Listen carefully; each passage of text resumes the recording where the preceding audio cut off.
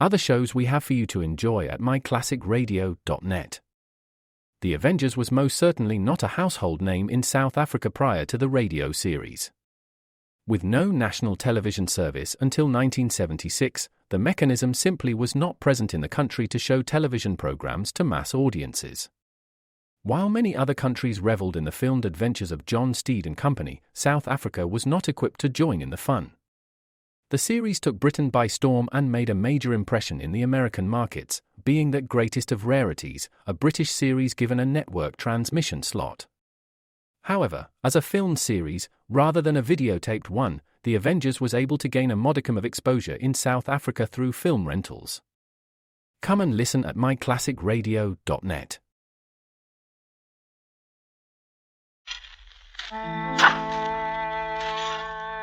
The sound you hear is that of a grave being dug on a hillside in a lonely section of England in the 17th century. And that was English thunder of the era.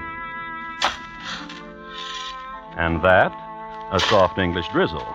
Water, earth, sky, elementals. Surrounding James Alsop, money clipper, highwayman, father-in-law, gravedigger. It'll take him about another hour to finish, and about another hour to give it a corpse. For in that time, James Alsop will add murder to his other attributes.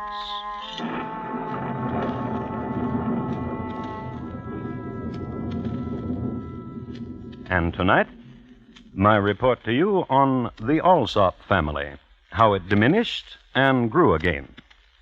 Crime Classics, a new series of true crime stories from the records and newspapers of every land, from every time.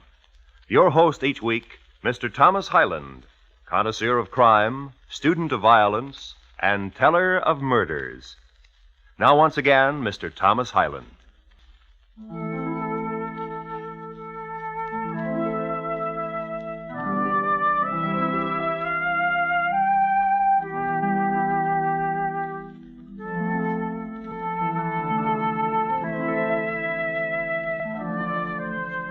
The year 1673, and the place Ham, a small village about 4 miles from London, situated in the county of Essex. Now, the month is March, at the tail end of a wild winter, a winter of great snows, much poverty, and much returning to the earth of the folk of Ham, young and old. Never was there such a winter within the memory of what villagers were left alive. And now that the snows had melted and the first warmth blew across the heath and into cold stone rooms, there was stirring among the Hamlings who had survived. Man and wife smiled on each other where yesterday had been chill. Life must go on.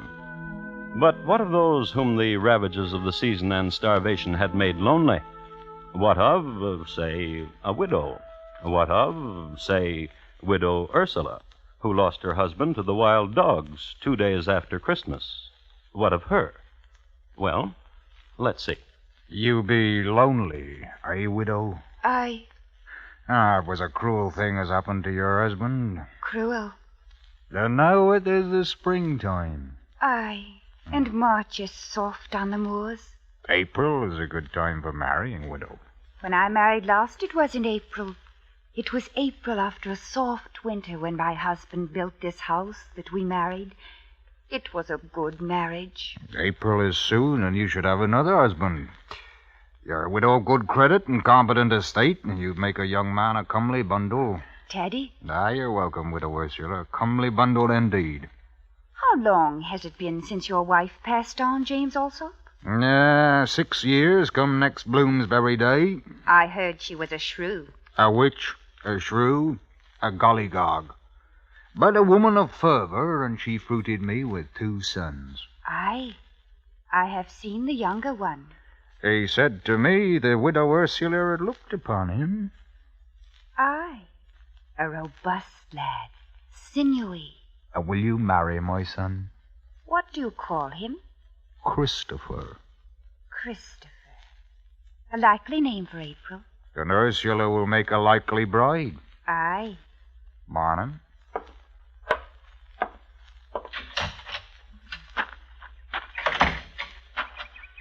Oh, Father, what did the widow say? Will she marry my brother? She will. To us, William. Aye. So, my brother Christopher will take a bride. Your brother is not like us. He needs a woman to take care of him. He is a dolt. Perhaps. And cowardly. Maybe. For instance, he needs his father to propose for him. He has a shy manner. Cowardly. For instance, down there, where the carriage will roll soon. Would he have the courage to stop it and point a knife and demand money or a life and mean it? No, not Christopher. There, around the hill's curve, the carriage. Father? Aye.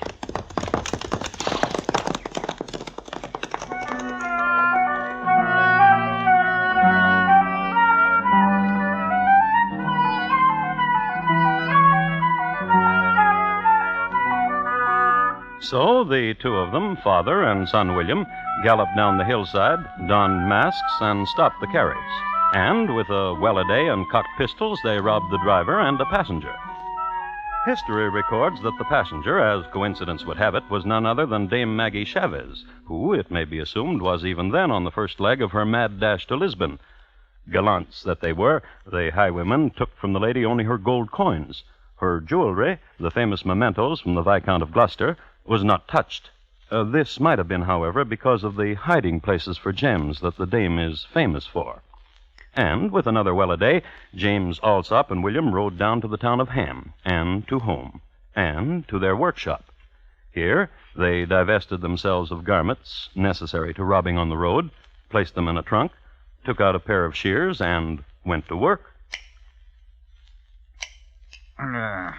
This year's mintage is harder than last year's. Work, meaning clipping off small edges of the gold coins. Decreasing the diameter, in other words, without decreasing the face value. So, when you were finished, you had the original gold coins and gold clippings as a bonus. Else the shears are dulled. Else you, Father, are growing older and weaker. Aye. Aye. Aye. I said it. Did you now? What do you say now? Or do you have too much blood in your mouth, son William? I meant a jest. I asked your pardon. Get back to work. There's a pile of sovereigns on the table to be clipped and clippings taken to London to be sold. Aye.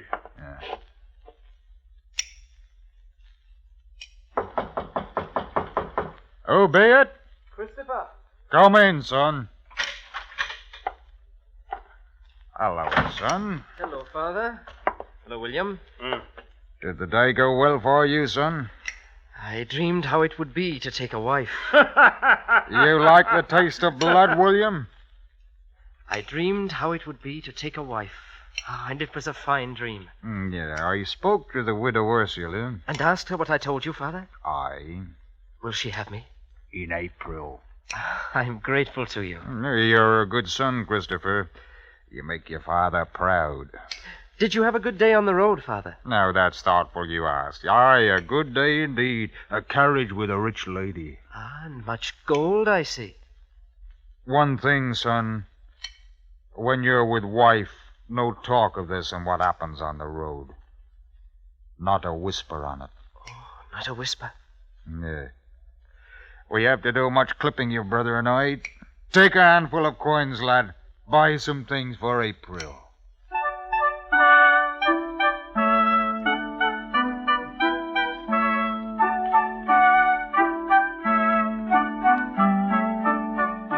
When it came, it was the mildest April in years, and the good townsfolk of Ham wore homespun linen of most feathery weight for the nuptials, the widow Ursula to Christopher Alsop. There was much gaiety. Laughter spilled, as did the cooling spiced mead. And, as sometimes happens at such festivals, a group of the younger set thought they spied a druid and ran off into the woods to give it chase. But the older set, the ones who had already chased their druids, stayed. And they smiled kindly upon the bride Ursula as she took the hand of Christopher and led him into the warm stone cottage. My husband. My bride. You dance well, the saraband, husband. Do you not have a good word for my jig? In the saraband you whirled and lifted me high. You are comely, bride Ursula. You are young and handsome, I love thee. and you will gentle me and be ardent, Aye. and I to you. Christopher, Aye. your father is rich. He is. He has told me I do not need to employ myself at anything for a year, as a wedding gift, if I wish it. Oh, he must be very rich then. What does he do for his riches? I cannot say. But you are husband. Then come to me. Yes.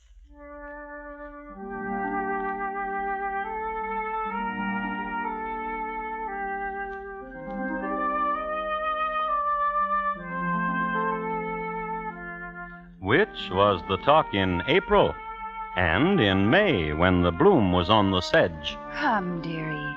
Tell your wife what your daddy dear does for his riches. and in June when the drone bee danced for its queen, If you do not tell me, dearie, I shall be unhappy, and you shall be sorry. and for the rest of the summer, love and curiosity, and a Christopher who wouldn't talk about his father.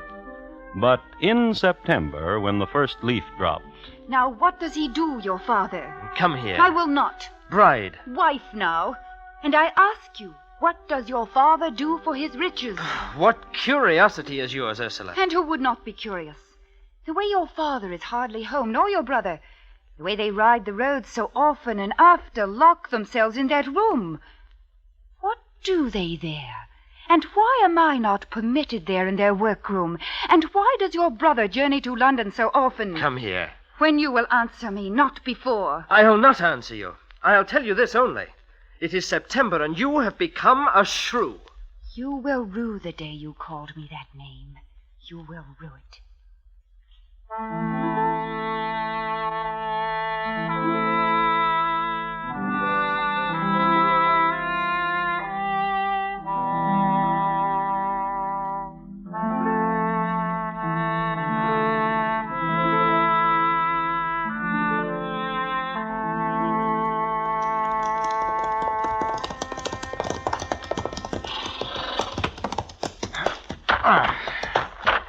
Tether the horses, William. Aye.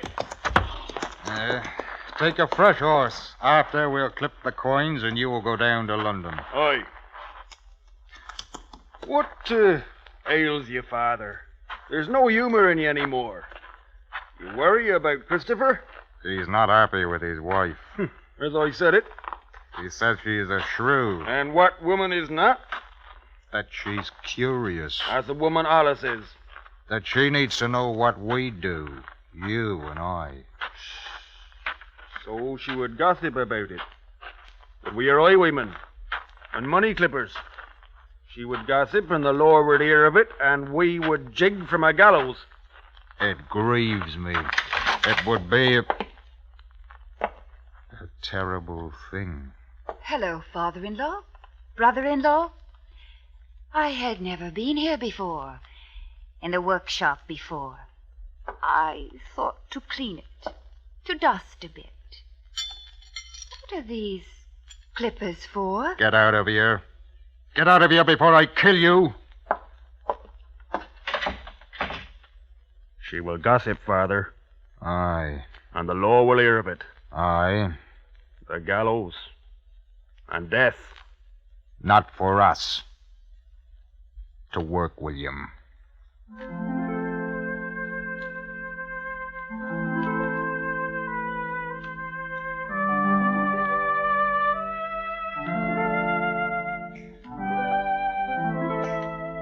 and they clipped a pile of sovereigns, and William took the clippings to London town. And the rest of the night, James Alsop sat with his thoughts. In the false dawn, he came to a conclusion. His daughter-in-law had to go. For good.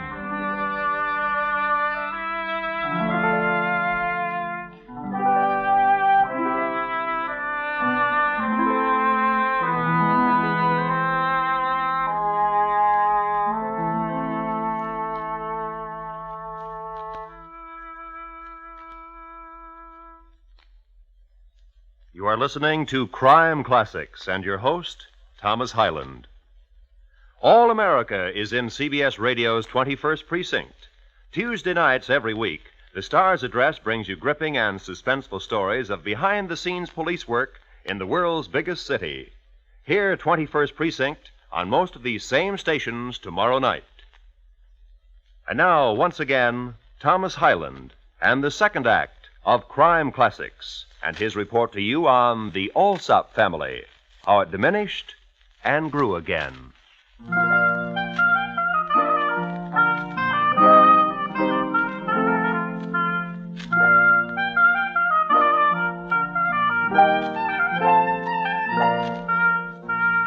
England in the 1670s.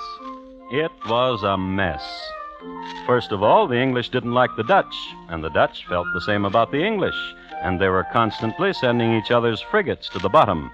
The King of England was Charles II, famed for being a member of the Stuart family, for marrying with Catherine Berganza, and for peeling the oranges of one Nell Gwyn. It was, as I have indicated, a yeasty time, foment everywhere. Colonists were going off in every which direction, to America, to India, and to the Caribbees. It was the decade, too, of the great Fethergill hoax, and it was the decade of plague and fire. Let's look again at a corner of it. The year 1673. The place, the village of Ham, and a woman named Ursula, walking through a meadow at dusk.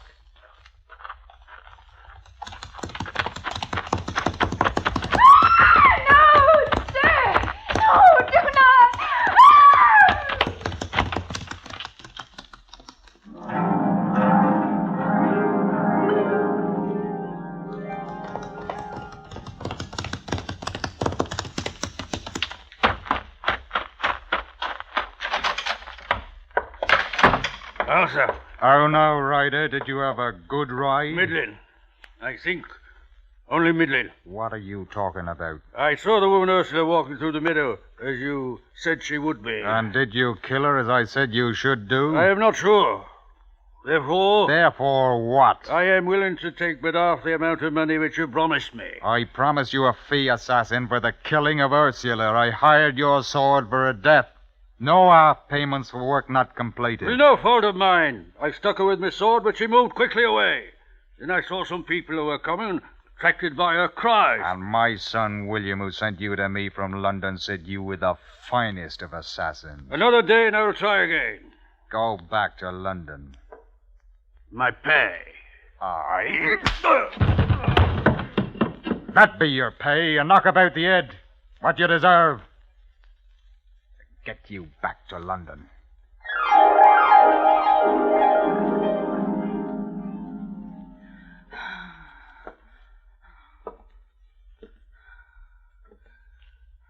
What do you think, Father?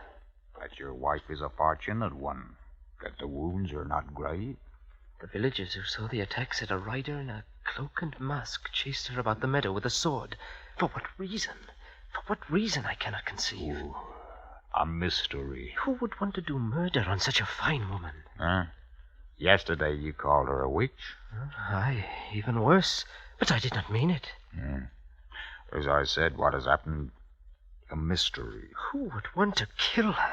Oh, your wife is a provoking woman. She walks alone in the meadow at dusk. If she ever recovers, I will tell her to do so no more.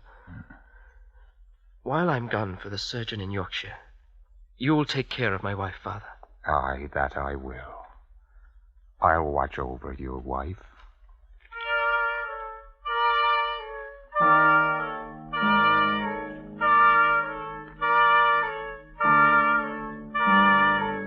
And young Christopher rode off to Yorkshire. And what with William in London selling coin clippings, James Alsop was left in his house with Ursula, his daughter-in-law. September night, and a gathering storm, and this... What? Ursula, thirsty, as a body is wont to get when it has been stabbed. What? And the man who could slake her thirst moves, but not toward Ursula. Toward the tool shed for a shovel, then toward the hill. You know why. That's right, to dig a grave. And while he was digging, you remember it started to rain. and James Alsop lifted his mouth to it because a body is wont to get thirsty when it is digging a grave. But Alsop finished his task, took shovel back to tool house, and did what quite a few grave diggers do, even to this day. Barkeep, another.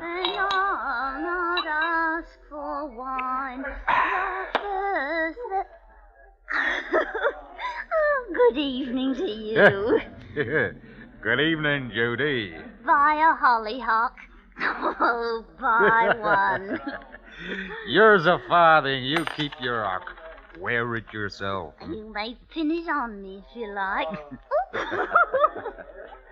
Hocks become you. I have only 2 more to sell, and I have nothing to do, and no one to sing my song to. Oh, tonight I'm busy, Judy. And what could you be busy with in such a storm? To help my daughter-in-law on a journey. Journey to where? To her cousin in Scotland. Oh, if I had a drink, Mr. Alsop, I would drink to a safe return. Barkeep. 3 drinks. 1 for me, 1 for the lady, and for yourself, barkeep. Yeah. Well, now we will drink to the safe journey and the safe return of my daughter-in-law, Ursula, who goes to visit her cousin in Scotland and who probably will not return for a year or so.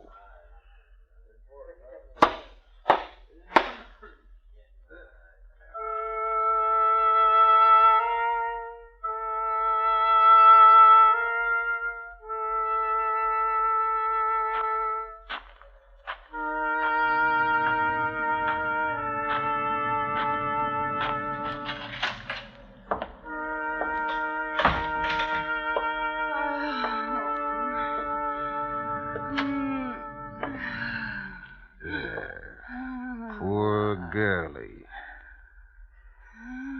You had to go and find out I was a thief, did you not? I can't stand to see you suffer, girlie.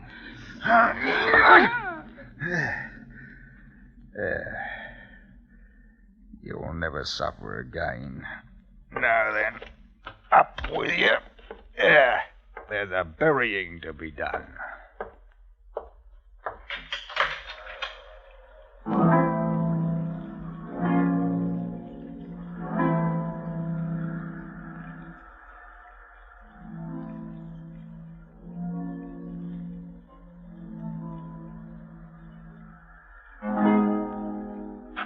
Pastoral scene in England under Charles II. Cutthroat carrying victim through big storm to grave. A few more details. Darkness torn apart by lightning. Silences shattered by thunder. And the earth, a sea of mud. It was perhaps 300 yards to the hillside, and when James Alsop got there, the grave he had dug was gone, washed away. So, what we've got now is the same pastoral scene in reverse. Cutthroat carrying victim through big storm back to scene of crime. Sure. Cutthroat in a quandary. The plan was to bury you neatly, Ursula. Now what? Proving that things gang after glee. Yeah. I told everyone you were going for a visit. The question. What shall I do with you? Seeking the answer. The answer? Not quite. This time the answer, change everybody into warm, dry clothes. And having done this, the stroke of genius. Remove the glass from a window frame into the room, hide it, and set up a cry. Murder! Murder most foul! Help! Thieves have come and made murder! Help! Help!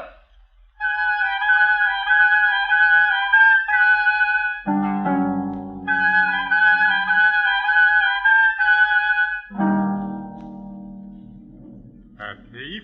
Aye, Constable. And killed your poor daughter-in-law. Yesterday a man tried to do it while she walked the meadow. I've heard. And now you succeeded.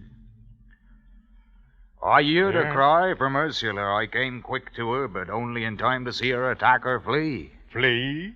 How? Through the window, sir. Which window? That one. That one? With no glass in it? Of course, that one. And you're sure of it? Aye. Come here. Aye. If the thief and murderer escaped through this window, how did he get through the cobweb which covers the opening? Sir. Stretched across the window frame is a cobweb, as you see. From side to side, so. From top to bottom, so. Sir. Then how did this thief of yours get through it? Sir. You're under arrest, James Alsop. Arrest? For the murder of your daughter-in-law. Charlie, the chains.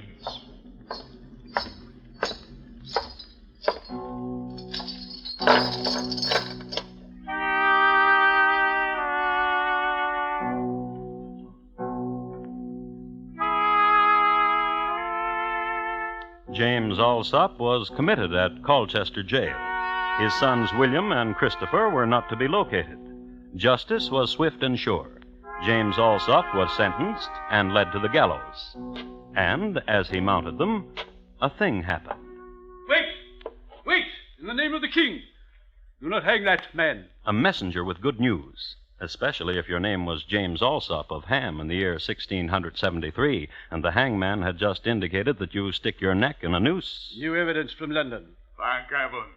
A man who calls himself Topham says he can prove that James Alsop is no murderer.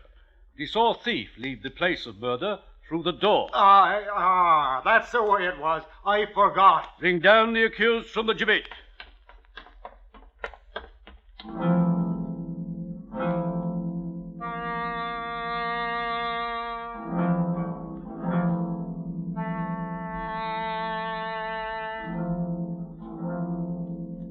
But our story still has a dolorous end. Mr. Topham from London turned out to be none other than the missing William Alsop, son of James. He could have stayed in London, safe and alive, so he must have loved his father dearly to have taken such a chance. But the only way he changed history was this.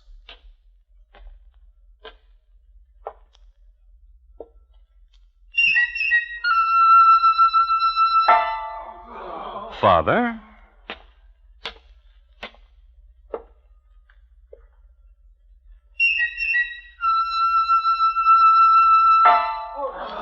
Son, William. What happened to Christopher? Well, he had heard what happened to his wife, so asked himself why return to Ham. He stayed in Yorkshire, where he met the widow Patricia. She was comely, and the next April they were wed. She made puddings and was an uncurious woman. They lived long and happily, and gave to the world 8 Alsops.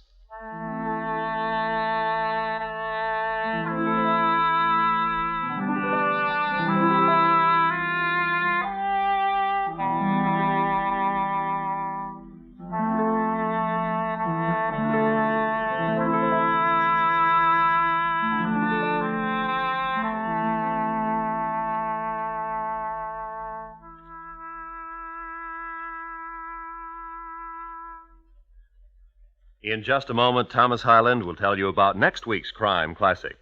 The Alsop Family, tonight's crime classic, was adapted from the original court reports and newspaper accounts by Morton Fine and David Friedkin. The music was composed and conducted by Bernard Herrmann, and the program is produced and directed by Elliott Lewis. In tonight's story, Ben Wright was heard as James. Thomas Hyland is portrayed on radio by Lou Merrill. Featured in the cast were Herb Butterfield, Ellen Morgan, Betty Harford, Terry Kilburn, Richard Peel, and Raymond Lawrence. Roy Rowan speaking. And here again is Thomas Hyland. Next week, Rome, Italy, in the year 62. My report to you will concern a young chap who wanted to murder his mom. It's listed in my files as Your Loving Son, Nero. Thank you. Good night. Later tonight, CBS Radio invites you to an hour of sprightly romantic comedy as the Lux Summer Theater stars Ann Baxter in The Affairs of Susan. Lovely Ann has the most difficult time making up her mind over her varied assortment of suitors until... But suppose you hear it all for yourself later tonight on most of these same stations when CBS Radio presents the Lux Summer Theater. America's 45 million radio families listen most to the CBS Radio Network.